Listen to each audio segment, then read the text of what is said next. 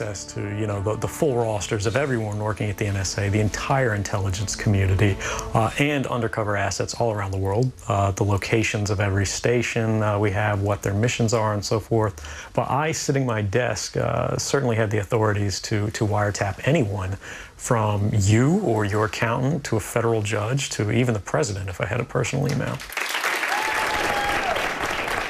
Chilling words from the NSA leaker, Edward Snowden, out of himself in a Guardian newspaper interview as the source of leaks that unleashed a storm of controversy in his country and around the world. He revealed massive NSA surveillance programs to collect phone records and internet data on a scale that many people never imagined. Snowden's a former CIA employee who also worked for the computer consulting firm Booz Allen Hamilton. Well, joining me now is James Woolsey. He's a former director of Central Intelligence and a former vice president and officer of Booz Allen Hamilton. He's currently chairman of the Foundation for Defense of Democracies. Welcome to you, Ambassador. What is your reaction to Edward Snowden's decision to leak this information? I think Mr. Snowden had no right to arrogate to himself the right to decide where to strike the balance between liberty and security. President Obama pointed out a couple of days ago that this balance has to be struck, and that the court system, particularly the Foreign Intelligence Surveillance Act court, the executive branch, the president, attorney general, and the Congress, with the reviews by the congressional committees involved every few months. This has been a very precisely crafted system for making the decision about where to strike the balance between liberty and security. And Snowden arrogated that entire decision to himself. He decided that it was him who got to strike that balance, not the elected representatives that we vote for, not the president, not the courts. And I think for arrogance and improper behavior, the arrogating to yourself that kind of power when you're supposed to be taking care of your duties in the intelligence community is stunningly wrong. And since he's confessed to the crime, I hope that when we are able to take him into custody, he's locked up for the rest of his life. What do you believe the consequences of his decision could be at their worst? Well, the problem is that once you start explaining to Al-Qaeda and Hezbollah how you are operating, they can avoid what you're doing. And you can't explain to the American people without explaining to Hezbollah and Al-Qaeda. Once you're sitting there blabbing about how these decisions are made, you have decided you're going to tell our enemies, those who want to kill us, those who want to fly airplanes into buildings and all the rest, how this all works. And you've decided that yourself, if you're Snowden. So he could well be responsible in the future for many, many deaths. We don't know, and we may never know for sure, because one doesn't know what goes into individual decisions by the terrorists. But Snowden has made it easier for them to kill Americans and others. But isn't the reality that if you're in Al-Qaeda, of course you imagine that the American intelligence agencies are probably trying to check your email or your internet traffic or your cell phones. I mean, I've watched dramas on TV for years where this exact thing is done. It's not a trade secret. What is concerning many Americans is the sheer quantity of private data that appears to be being amassed by the government without anyone outside of a few select people in the judiciary, the executive, and Congress knowing about it. And it may be a symptom of modern times, but, you know, I feel uncomfortable that people I don't know everything about my online activity. Why should they? Well, they don't know everything about your online activity because it's illegal. Could, right? It's illegal for them to take some steps with respect to it, such as to get into the substance of the intercept. What this is, as far as Americans are concerned, is what's called metadata. It's who's calling whom and so forth. If you and I talk on phones to one another every day, and then one day I call Ayman Zawahiri of Al-Qaeda in Pakistan, yes, somebody is going to say, you know, I wonder what has been going on between Woolsey and Pierce. Let's have a look at that. But routinely and systematically, there's no looking into the substance of your calls or mine. It doesn't work that way.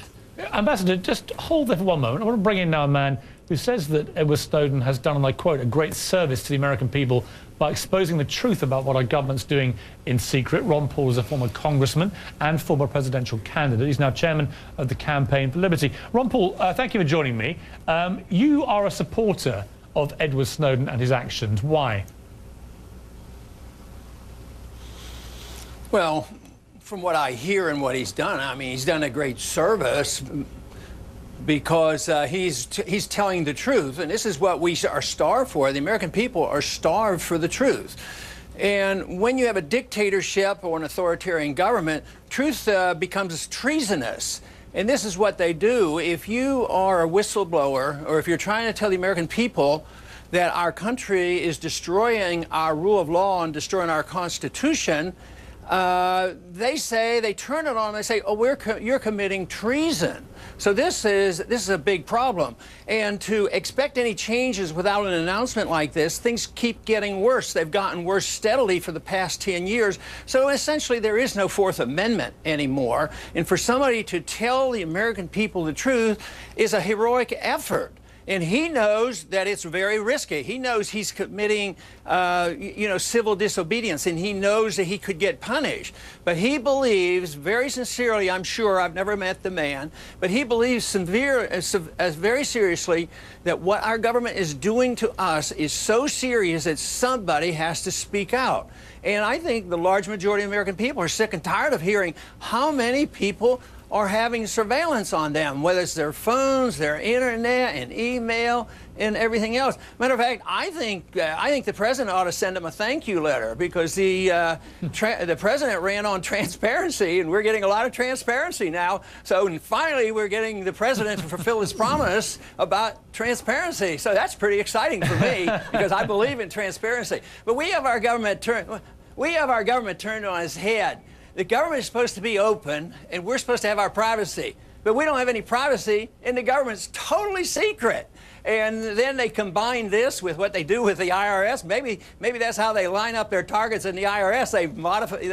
They check on our phone calls and find out what kind of business deals we're doing, so we can audit them and do all these kind of things. It's just totally out of control. It may be, but the reality is that a new Pew Research Center tracking of millions of Americans coming up between June the 6th and the 9th said the following: is it acceptable for the NSA to track calls of millions of Americans to investigate terrorism?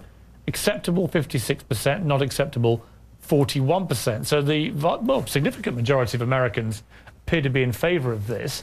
Going back to you, Ambassador Woolsey, if I may, I just want to read out the Fourth Amendment of the US Constitution to remind people: the right of the people to be secure in their persons, houses, papers and effects against unreasonable searches and seizures shall not be violated, and no warrant shall issue but upon probable cause, supported by oath or affirmation, and particularly describing the place to be searched and the persons or things to be seized.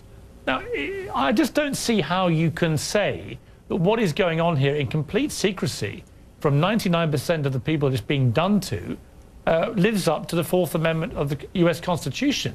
It is palpably a breach, isn't it? Well, it depends on whether or not you want to preserve the country's ability to operate in a world of terrorism in which a lot of terrorists are very technically sophisticated. If you want to defend the country, you're going to have to defend it. Right, but I understand that, and there's been a lot of sympathy for that from many Americans, but that wasn't the question. The question is whether... It is the question. Well, it's not. It is the question. No, the balance between security and liberty is the question. I understand that is your answer. But the question I was putting to you was whether what is going on, given the absolute secrecy with which it has been going on until Edward Snowden revealed this, whether it is actually allowable under the Fourth Amendment of the US Constitution. Where is the probable cause for 99.9% of the information being effectively seized here?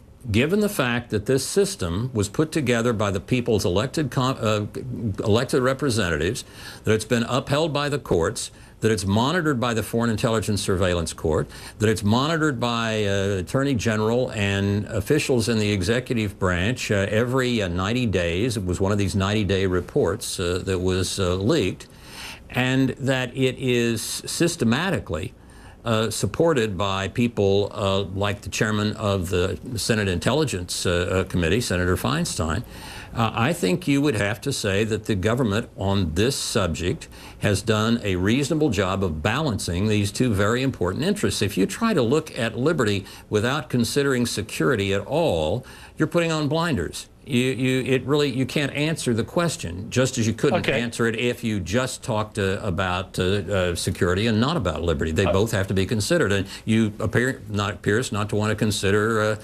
security. No, I absolutely do want to consider it. I was putting a question to you because I was intrigued by what your answer would be, because I've been fighting, as you're probably aware, a lengthy gun control campaign where the absolute letter of the Second Amendment is deemed sacrosanct to so many Americans, and yet it seems to me that many of the same Americans that feel so strongly about the wording of that amendment are quite happy for their rights under the Fourth Amendment to be ridden over, and that's what I find an interesting contradiction. But let me just go to Ron Paul. Let me just go to Ron Paul. I'm going to go to Ron Paul to put a different question to him. Ron Paul, if you had been president, which you could have been, you ran for office this time and you could have won.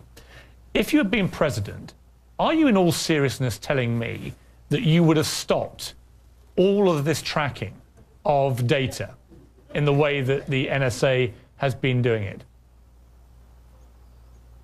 An awful lot of it, but it wouldn't be stopped. You would still have your, you would still have your transparency. I mean, you'd still have your intelligence gathering, but it would be done under the law. You would have probable cause, and you would have courts. This idea that you can go to the FISA court and get a warrant, that's ridiculous. That's like the monitoring of the president, say, oh, well, we're going to pick and choose who we're going to assassinate, American citizen or not. But we have monitors. We're going to study this. That's the rule of law. What he's doing is repealing the Magna Carta. You can't just do these kind of things. And this one is not only repealing the principles of liberty, but it's destroying the Constitution.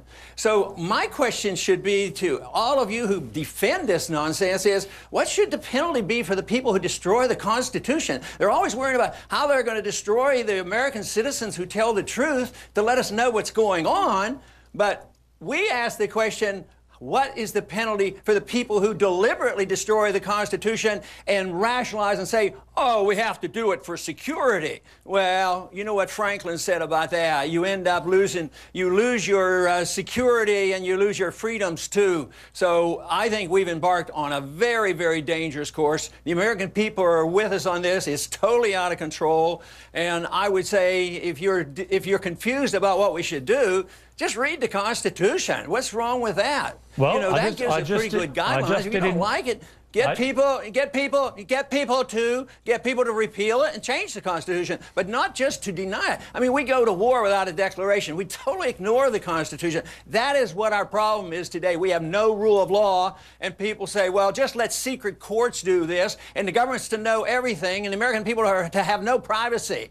I mean, that reflects an intimidation. People are insecure and think that we need more authoritarianism. You're justifying dictatorship. Ron Paul, is what you're doing. I have to leave you there in full flow. It's a fascinating debate. I want to thank you, Ron Paul, and Ambassador Woolsey, both for joining me. It's a very contentious issue. The American public, as the polls suggest, are split. Before we go to the break, quick show of hands. Who here thinks that what Edward Snowden, the leaker, did was right?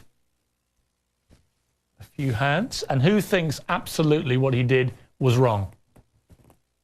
So just by my quick look round, I'd say slightly in favour of those who think what he did was wrong, which would be in keeping with the poll results I read earlier. But it's a great debate. When we come back,